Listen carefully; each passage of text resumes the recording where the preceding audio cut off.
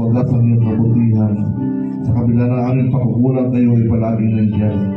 Salamat nga, O Lord, sa inyong guidance and protection sa amin, na kayo ang patuloy na nag-iingat sa buong linggo, sa aming mga bawat ginagawa, sa aming trabaho, sa aming mga business, pati sa mga pag-aaral ng mga bata na nandito ngayon.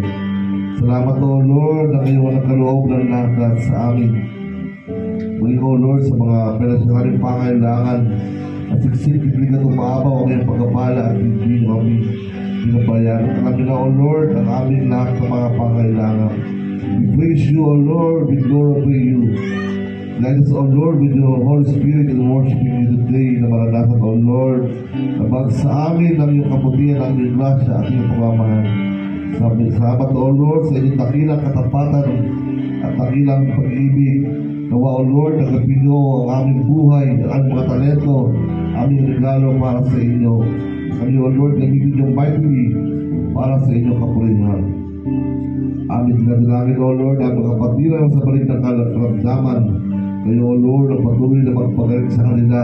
Alam namin, O Lord, na kayo aming great healer na walang anumang sakit ang hindi nyo kaya kundi kayo Panginoon. Lahat ng sakit ay kaya nyo pagalingin. Ang mga kapatiran, O Lord, sila po ay muli namin makasama sa pananambahan.